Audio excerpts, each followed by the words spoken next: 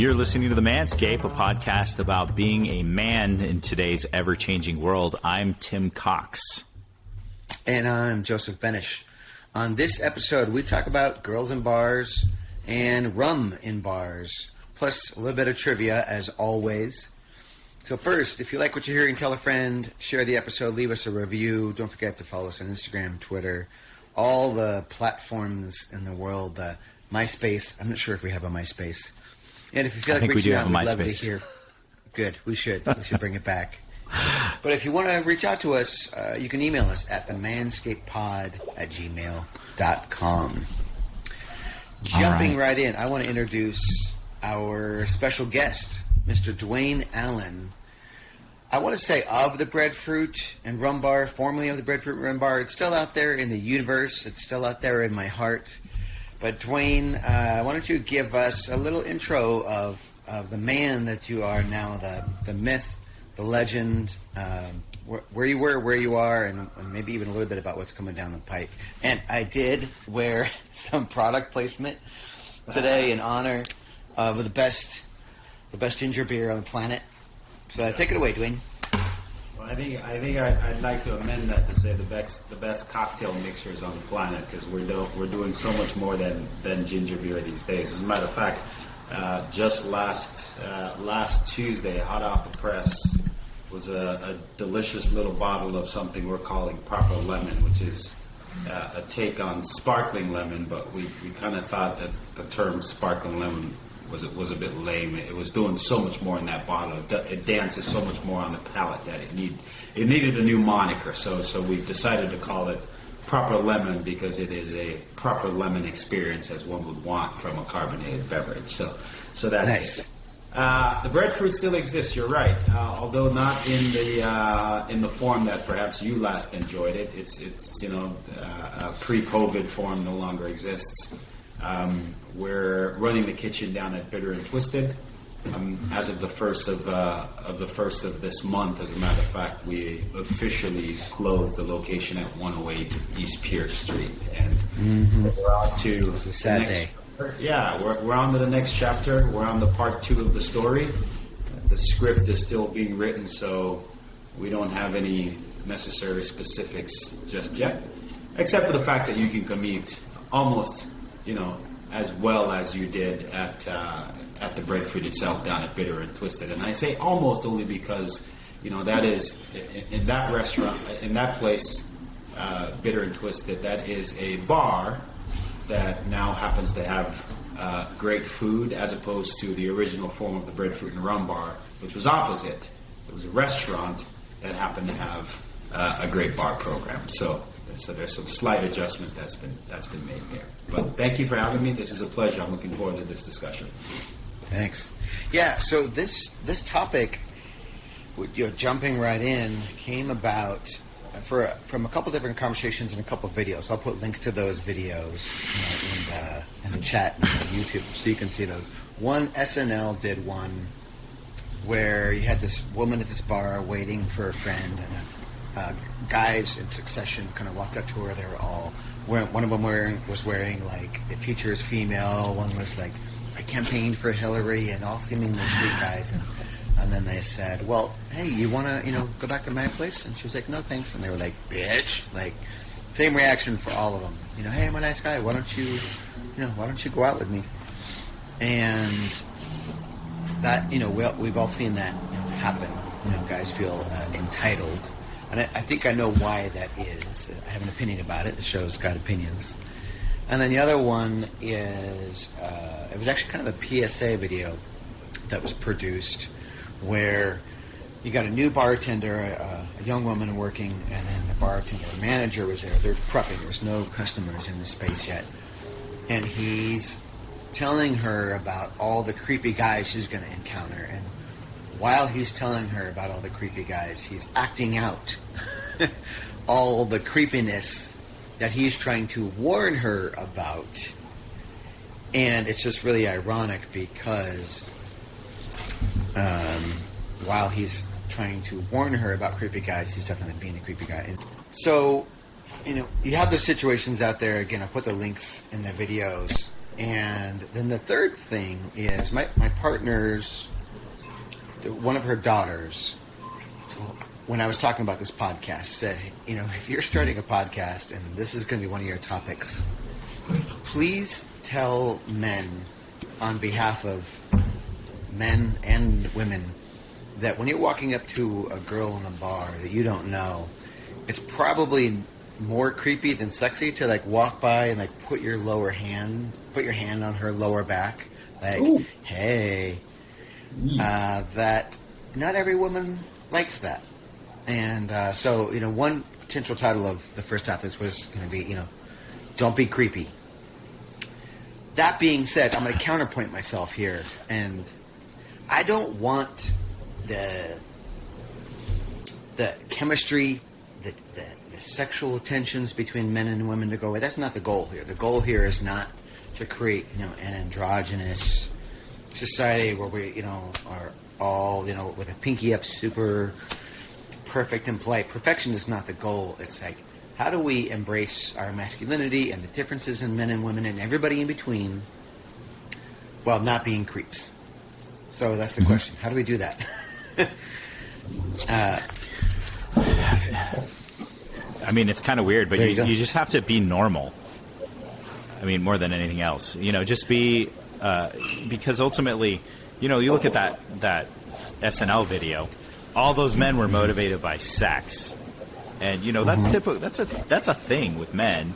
However, it doesn't have to be so in your face. Yeah, it doesn't have to be so quick, you know, to just jump right into that. You know, hey, do you want to touch my balls? You know, no, bitch. But would we say it is a fair, again, we talk about the majority, the trends. Is it a fair trope to say that we have heard men in our culture refer to women as a bitch if they didn't want to, like, get with them? Like, oh, she's cold, she's a bitch, she's a tease. We have all these words for women simply not being into us. How is it a negative on them if they don't want to touch our balls? I think that at the very core of that question there is really just maturity, right? Because, I mean, it almost goes, for me, I almost get a picture of, like, you know, like playground silliness, you know? I mean, if you go back to when we're young enough, you know, you like the girl, so you yank her hair and you take off running. I don't know if or snap the bra.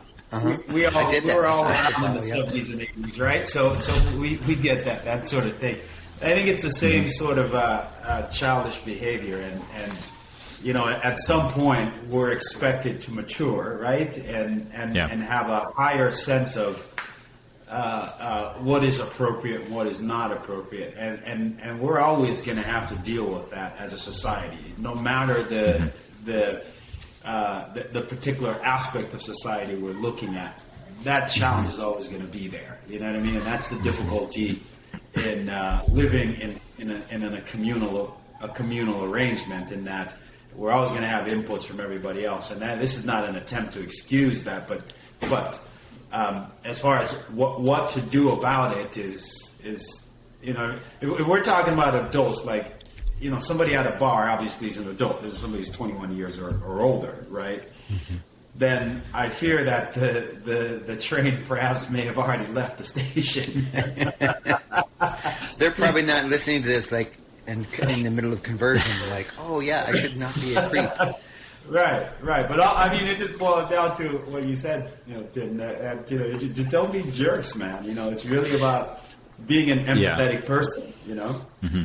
Yeah, and I think a lot of it has to do with the fact that there really hasn't been much evolution in gender stereotypes. You know, men still act this way, women still act this way as well. Because the second video that you talked about was someone who was a little bit more passive toward the aggressiveness, the harassment, so to speak. It was a short film on being harassed.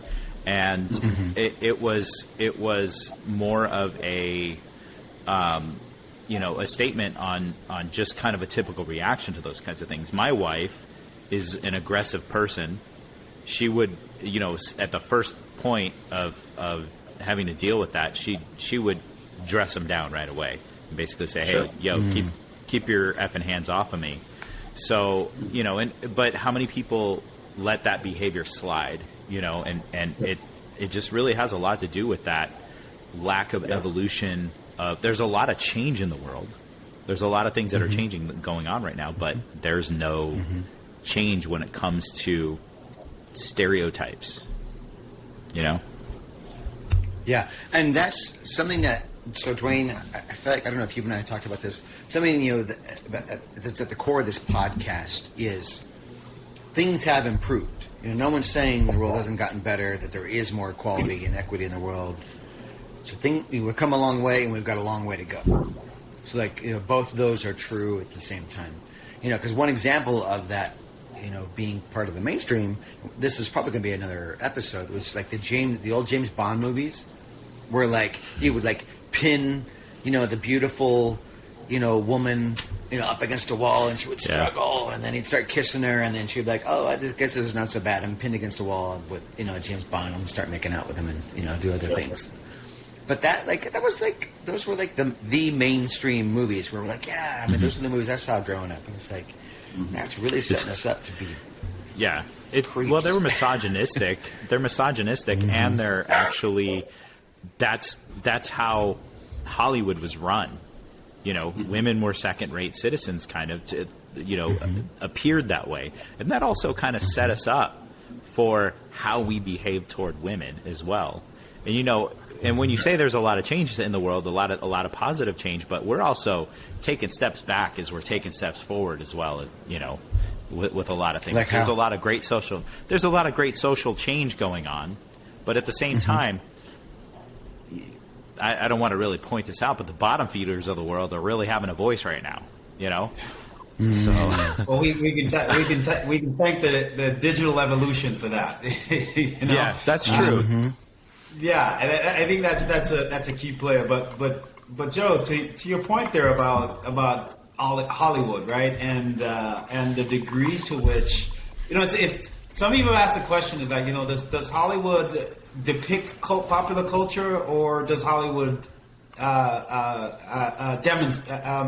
dictate popular culture? I don't know if you've ever had that quandary to consider before. You know, I mean, what's on the screen, is that reflective of how we are as a society, or are we looking at the screen to decide how we should be as a society? And I don't know if that's necessarily a chicken or the egg kind of scenario, but I suspect that we may be very close in that regard. But you're right. If you think of, you know, the evolutionary process from, you know, an exposure standpoint, right? You think of, you know, James Bond you mentioned. I mean, my goodness, you know, I can think of like experiences that I've had at my restaurant, right? And one particular scenario comes to mind where I was walking by, just going about business, and I overheard a male member of the staff referred to my front of the house supervisor as Sweetie, and it was innocuous in a way. It was just like, thanks, Sweetie. And I don't know, you know, and that, you know, those sort of tiny little ticks there are generally what catches my attention right away. 'Cause I like to, you know, to put out the smolder before it becomes a fire. You know what I mean? And so I swooped in immediately. And I said, "Hey, you know," and I reminded him, "Hey, her name is so and so, and you know, you need to address her as such." And she chimed in, and said, "Oh no, it's okay. It's, you know, so and so. I don't mind." And so this resulted in me pulling them together and going, "Yeah, sure, you don't mind. Perhaps you don't, and that's great. But from the organization's perspective, we don't want to get to a scenario where then you do mind." Right. You know?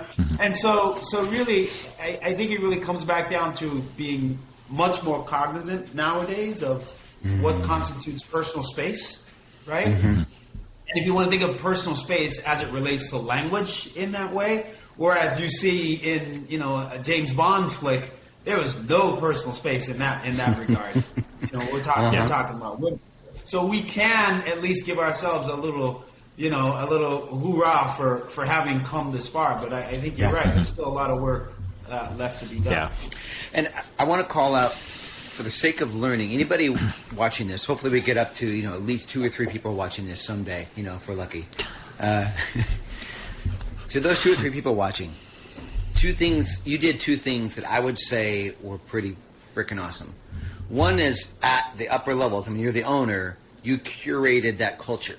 You said, as the owner, here's the culture we're going to have, where we respect each other. And then the part of that respect, the second thing that you did was you had a conversation about it.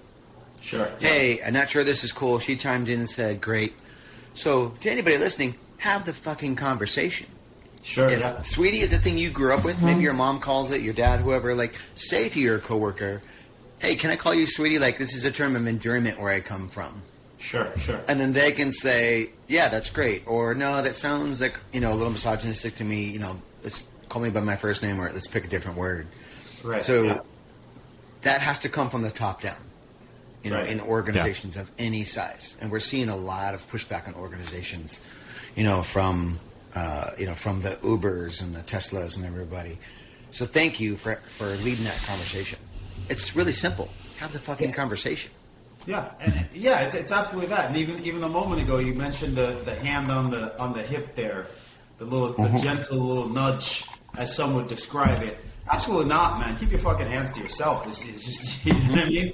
In the same way, I don't want necessarily somebody, resting their hand on my, lower hip in any regard. I just can't, outside of being, in some super casual or romantic scenario.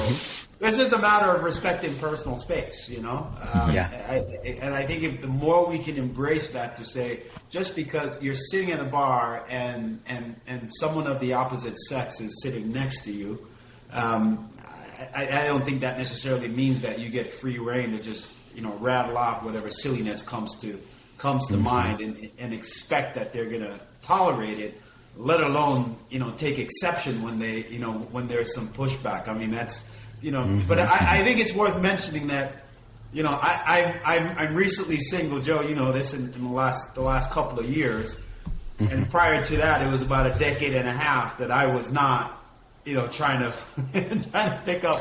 So I'm really no expert here as far as how that goes. Because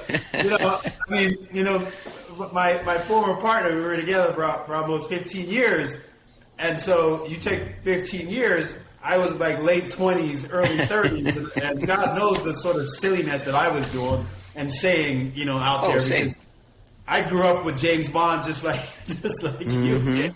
I was a fan of Miss Pussy. You know what I mean? So, Pussy galore. Yep. Well, and so that's the question. Is like, how do we keep that? How do we keep like admiring women? From afar. I mean, I'm a very heterosexual dude. I love women. Women are beautiful. They're strong. They bear children. If men had to bear children, we would not have a population crisis anywhere in the world because, we just would not put up with that kind of pain and suffering. So, like, how do you keep the admiration, both directions? Again, male to female, everybody in between. How do we keep that admiration in place while respecting personal boundaries and not assigning nicknames with or without people's permission? Yeah. I think there's a power dynamic. If you look at the power dynamic, it's a personality thing too. When you contrast both of those videos, the woman has a place of power, and the other in the Saturday Night Live one, but in the other one, the other woman is putting herself in a position of weakness out of choice. She's the first day on the job. She's in a position of weakness. Yeah, because you need a job.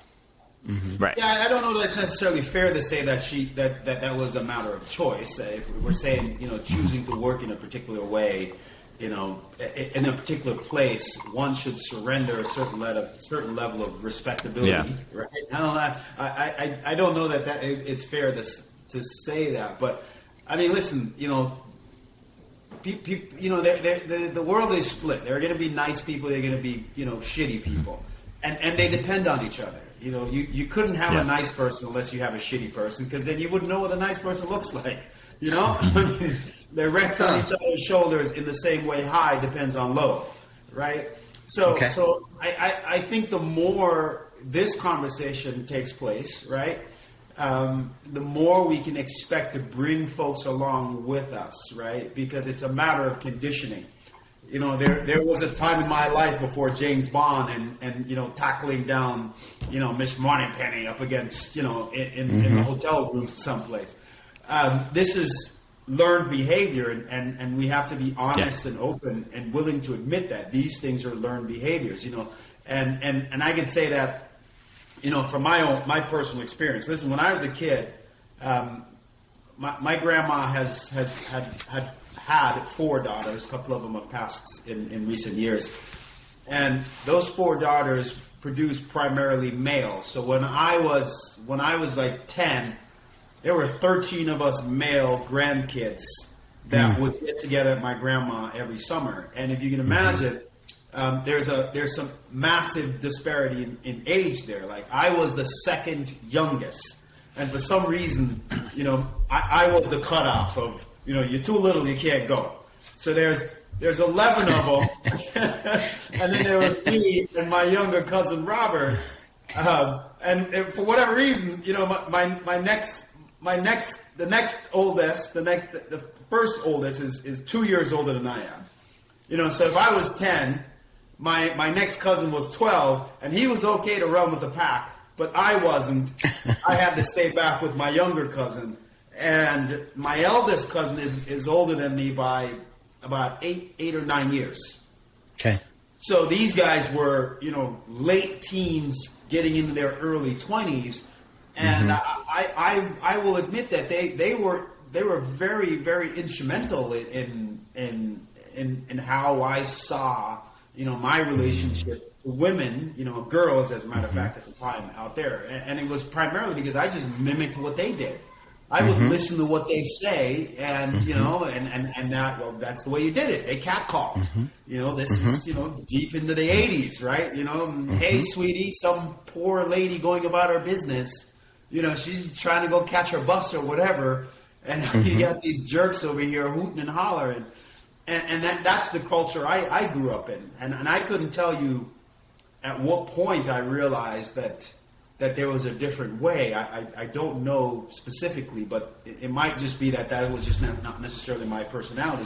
So I think there's, we really have to lean into the fact that we're talking about conditioned behavior here. And the good news is it can be, This is what I think a lot of people miss, is it's conditioning. This is what I talk about, like the mainstream. We've come a long way to go. Conditioning comes from our peers, from movies, from books, etc. So we had that conditioning for a long time. In the 70s, like the dudes with the hairy chests, and all this, like that conditioning to do whatever you want and catcall. Because people get stuck on the individuality. No, I'm an individual. Like, I'm my own person. It's like, no. Whether you like it or not, like develop half your brain. Like, we were all conditioned, and at some point we had to figure out, maybe catcalling out loud isn't like the thing to do for them, for us, for the world, whatever. But that comes, I'm so glad you said, that comes from conditioning. Sure. Wherever you got it from. Tim, were you going to say something? There's also a certain level of silliness that rolls into it. If you think about and this is something I've seen, like even downtown, like you go down Roosevelt and a car is going by and somebody, there's a young person on the sidewalk, a young woman on the sidewalk, and you get the pop up. Right? And you go, what do you expect to happen there? Like, well, what is the objective? What are you after? You're gonna honk, and she goes, hey, you make a U-turn and live happily ever after. When has that ever worked? When has the honk ever worked? It's been around forever. It's probably been around since cars had horns, right? People were honking in their Model Ts, meet. It's probably when horns were invented. It wasn't to communicate like, you go ahead at the stop sign at the four-way stop. It was probably to try to get with somebody. That's why horns were invented. Is that what it was? Get out of the way. I might mow you down. Nope. I'm hoping that if I honk, she'll give me her number. Yeah. Actually, I had a friend. Wasn't there a song about like the best friends, right? Yeah. Go ahead, Tim. I had I don't want to say like an acquaintance who, good-looking dude, really good-looking dude. And when that Carly Rae Jepsen song came out, "Call Me Maybe," he had business cards made up, and it said on it, what? This is. I just met you. This is crazy. Here's my number. Call me maybe. And he puts his number on it, and he just handed him out. And I was like, I sat there and I'm like, did that work? He's like, I want to know what the ROI is. Yeah, tell us. Yeah, I'm curious too. I hope you get the data. 1 in 10 is what he said. I'm like, wow, 1 in that's 10. crazy. Yeah. I mean, by advertising, any mass marketing standards, 10% return could be considered very pretty successful.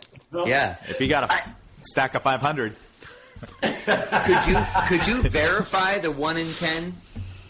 Yeah. I couldn't verify it. No validity studies were done. Although I could actually see the either the humor or the brazenness of that having an impact. I could see that. Yeah. And he's a good-looking dude. Whether they thought it was funny or weird, well, it helps if you're good-looking. Yeah. Yeah, well, good-looking and shape. He's good. Curious, right? And that's what everybody, that's what catches our attention is curiosity. Mm-hmm. And I don't know how often people think about that when in the dating world that curiosity is really a key ingredient. So something like that, I can see that going over well. I mean, that song may be too old now for me to try that. This is no longer the song of the summer. Well, I'm going to use curious. Before I segue, I think the lesson here is just have the fucking conversation. Don't be a creep. But on the level of curious, I never knew. Rum has always been. I think it's always been. Maybe when I was a kid, tequila was my favorite, but that ended quickly in my teenage years. After that, rum has been my favorite, and I didn't know that I needed to be more curious because when I started going to the Breadfruit and Rum Bar, I learned. I met Dwayne literally on the street, like walking into his restaurant before they even had rum. That rum comes in every flavor, size, palette. It's got to be the most versatile alcohol out there. And now every day I'm more curious about rum, thanks to Dwayne. And I wanted to share that curiosity with the world because you know your shit. But how come rum can taste like every other alcohol, even though I prefer like a regular spiced rum? Sure. Why? I'm curious. Well, you got to start with the very basics, man. Rum is the spirit of revolution, man. I mean, rum was there for all the great fights in the Western world. Maybe if you really look closely, this will come as a shocker to most people, but American whiskey, rum predates that. This was a rum drinking society, and as a matter of fact, rum was a key component in the development of the conquest, I should say. Let's not use that word. The conquest of the Americas. Okay. I'm sure you're all familiar with the slave triangle. And of course, rum was a key component in that. So it's referred to as the rebellious spirit, right? Rumbulsion. I did not know it was a key part of like this the slave triangle. Yeah. Well, here's a bit of history for you. Most people are familiar with the Boston Tea Party and tax on tea, but Americans weren't really drinking tea. The key component, the key aspect of the move by King George that angered, some important people, and important people, I mean the likes of like Samuel Adams and folks like that, was that there was going to be tax levied on molasses, and the molasses was squarely for the purpose of making rum. I mean, that's really what the fight's about. People talk about tea, right? But it was trying to tax rum. Tax molasses coming in from all the precursor, the English colonies. At the time, New England was producing the majority of the rum that was being exported back to both Europe and in some instances to Africa to trade for enslaved people. Some of these guys were, Samuel Adams was a documented bootlegger, and so they switched to getting rum or molasses rather from some of the French colonies and the Dutch colonies because they hadn't levied the same taxes in the same way that the English had levied the taxes coming out on molasses coming out of places like Jamaica and the the colonized English colonized areas of the Caribbean. So rum is rich in American history, man. I tell you, one of the key, the pivotal points. There are really two pivotal points why you, Joe, had to rediscover rum in that way.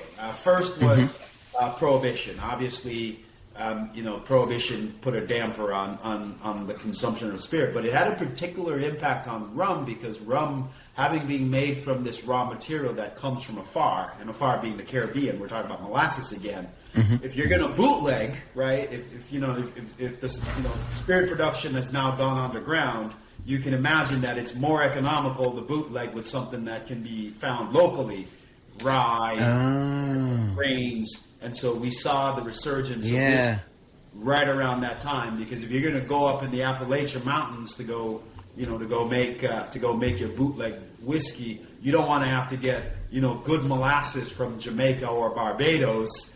You have to get it come all that way and then take it up to the mountains of Appalachia to go make your spirit. So we right around that time is when we saw the first big shift in the decline of rum consumption broadly.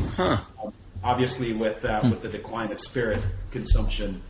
Yeah. For however long the decline lasted anyway, because even though it was prohibited, people were still getting sauced up, albeit a lot of folks are losing their eyesight and things like that. And the next pivotal point was in fact the Second World War.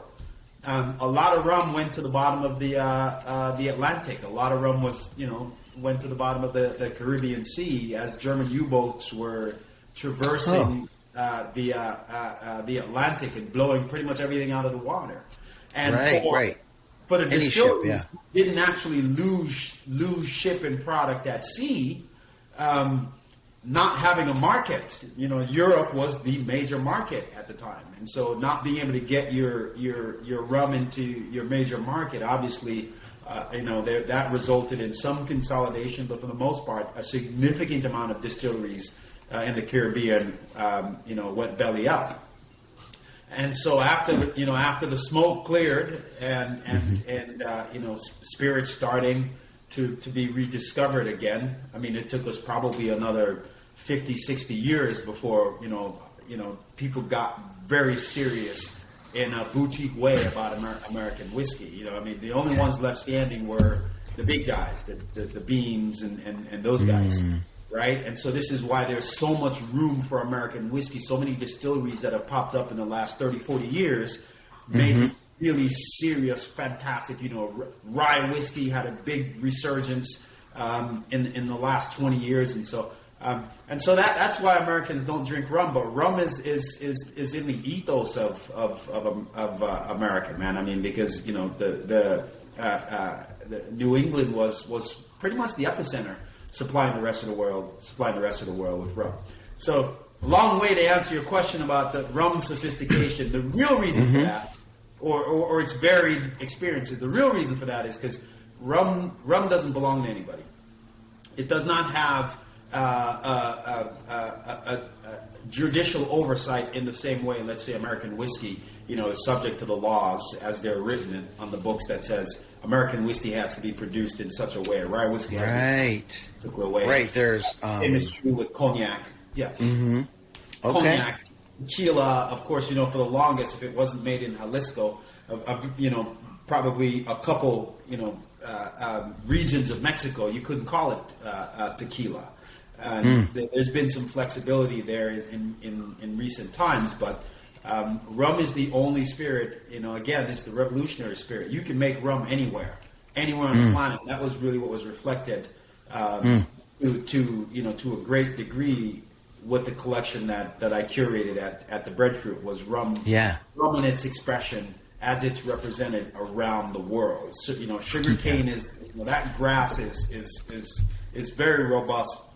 And as long as it's got water and sunshine, it will grow. So it's as part of the colonial expansion, we got sugarcane scattered, all corners of the planet, and so everybody you got access to sugar. You can make rum in that way. So and as you know, spirit takes on so much of the environment that it's produced in. Both ecologically, but also from people. Right, we know this from whiskey. We know this from wine. Yeah. So terroir is critically important. But also there is the social terroir. What Jamaicans look for in a rum is vastly different than what Puerto Ricans look for in their rum. So if you taste a Puerto Rican rum, you taste a Jamaican rum, the styles are going to be different. You know what I mean? Okay. We like a really fiery, in your face, pot still, very steely bottomed rum.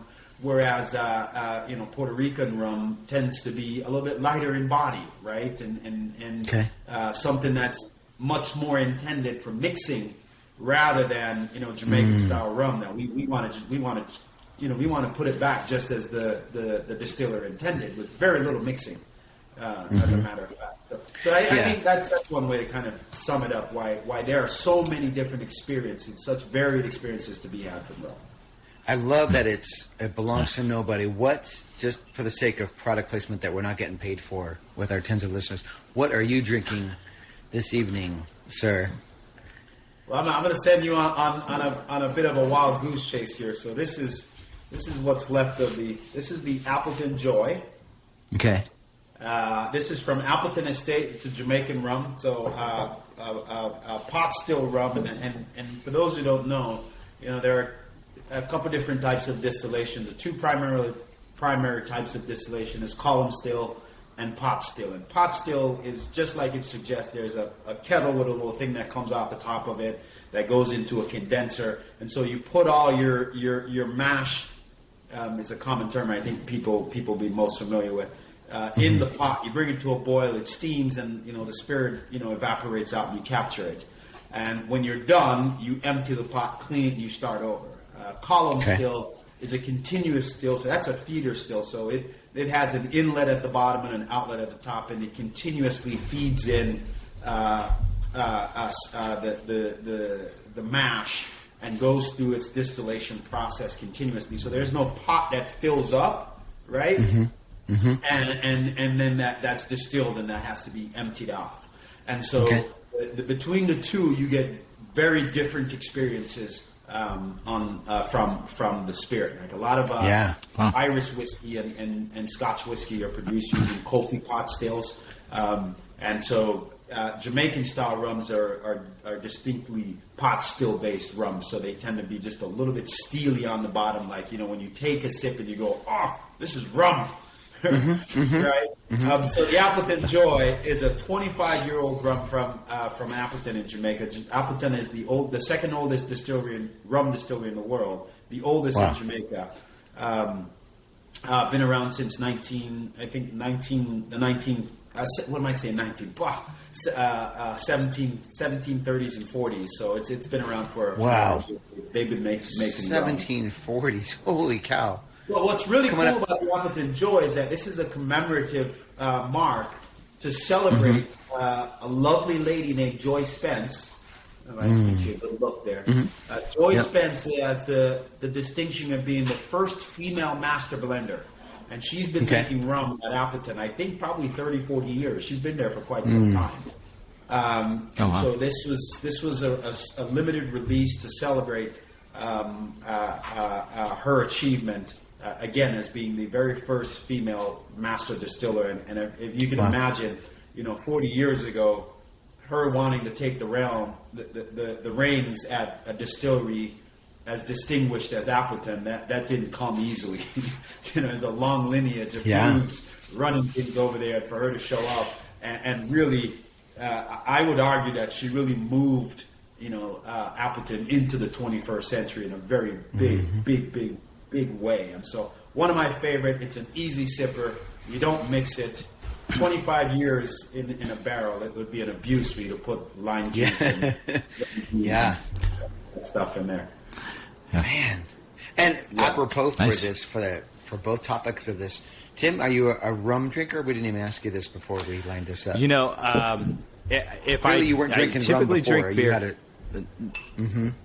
I'm drinking beer. However, when I do drink hard liquor, it's typically rum. I'm not a knowledge-based rum drinker. I did go down to the Bahamas and pretty much drink rum from the time I was at baggage claim until the time I got to the airport.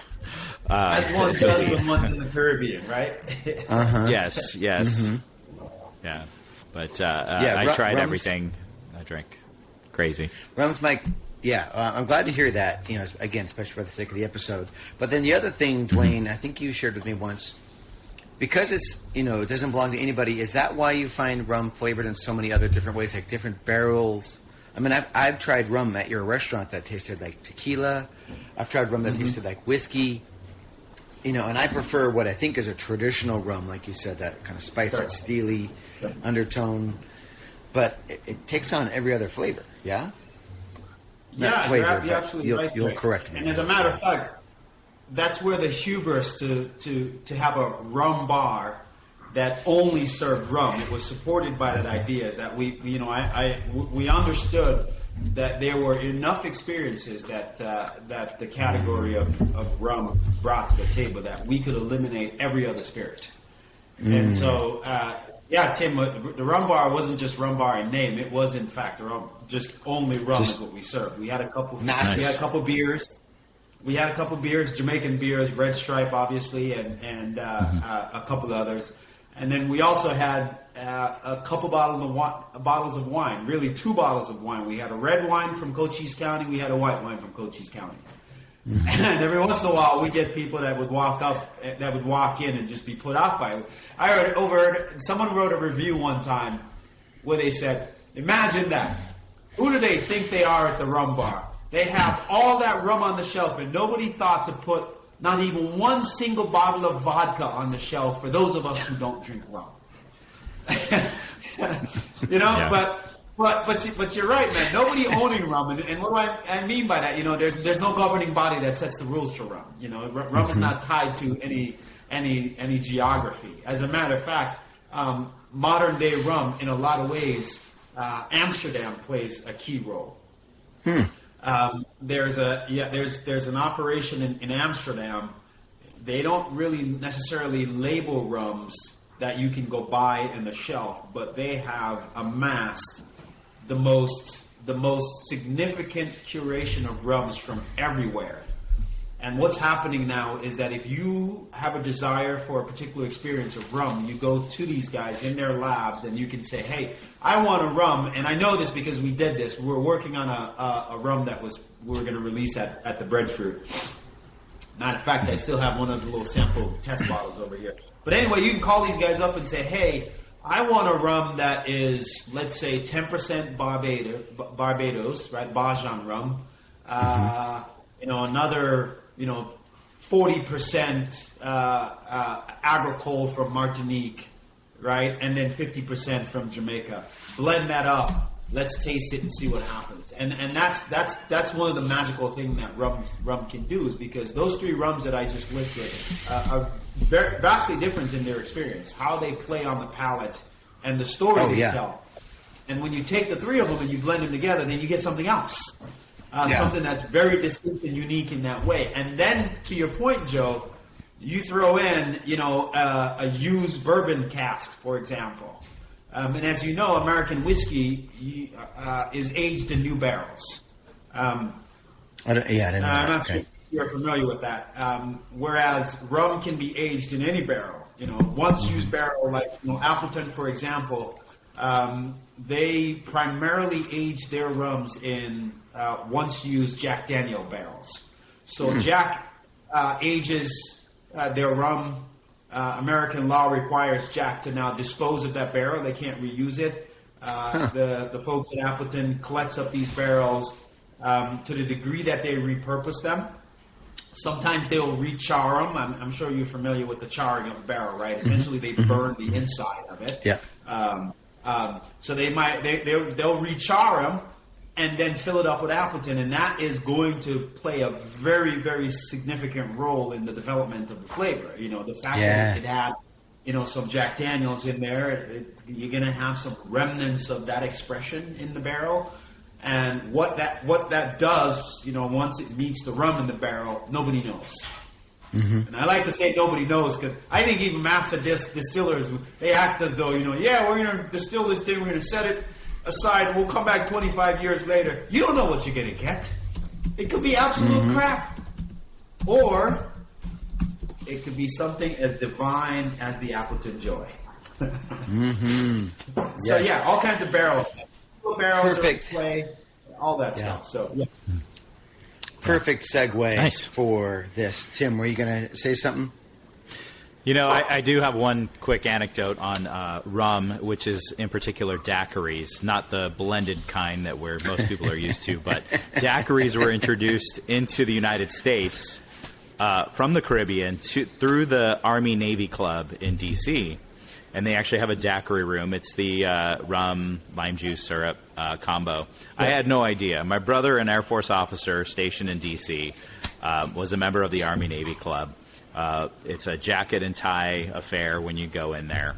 And we have dinner, go into the daiquiri room afterwards. My brother asks me, "Hey, you want a daiquiri?" And I said, "Strawberry." And it was like a needle just going across a vinyl record. It was just, everybody's like, God. "Who's this guy? He's an embarrassment. Get him out of here." But a little history, a little bit of trivia, little embarrassment. Yeah, that's cool, man. You're not the only one. Quite often that would happen at the Breadfruit too. We get folks who walk in, wanting to carry on as though they were in the French corridor in New Orleans. But yeah, man, a simple recipe for a daiquiri is an ounce and a half of a good silver rum, a good white rum, a half ounce of a simple syrup, and 3/4 ounce lime juice. Shake that and pour it out into a martini glass, a chilled martini glass. You're done. You got yourself a daiquiri there. Rum, lime, and sugar is the easiest. Yeah. Okay, but in Tim's It's defense, delicious. he was 16 when that happened, so we won't. All right. 26. Well, we're about to wrap up. Tell us again the name of the lady on the bottle, because that was the perfect, unplanned connection between the two halves. What was her name? The lady that Joy Spence. Joy Spence is her name. We call her Auntie Joy.